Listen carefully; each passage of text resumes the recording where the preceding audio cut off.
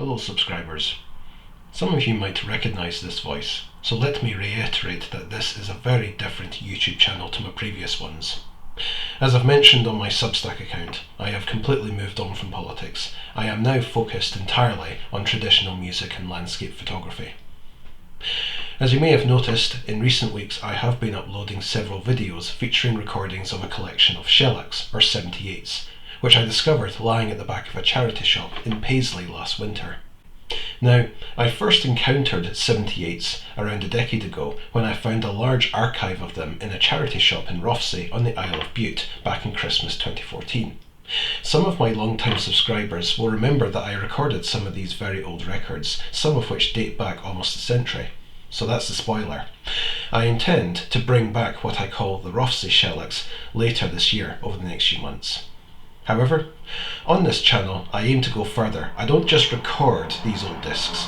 I also conduct background research. I analyse the lyrics, provide the lyrics whenever possible, and I try to dig out some interesting facts and stats concerning the music and the composer or the performers.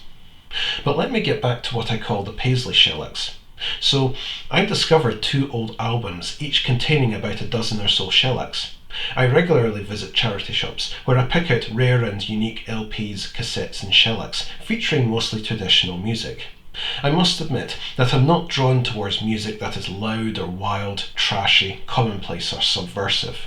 Even the big band jazz scene from the 1920s to 1950s doesn't really take my fancy.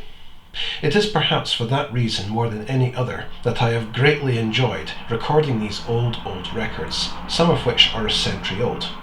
Also, admittedly, here on YouTube, I have to be forever mindful of copyright infringement, although at least recording very obscure old discs is generally a less hazardous enterprise. I will conclude this message by announcing that, over the next few weeks, I intend to make recordings of what is the jewel in the crown of this discovery in Paisley.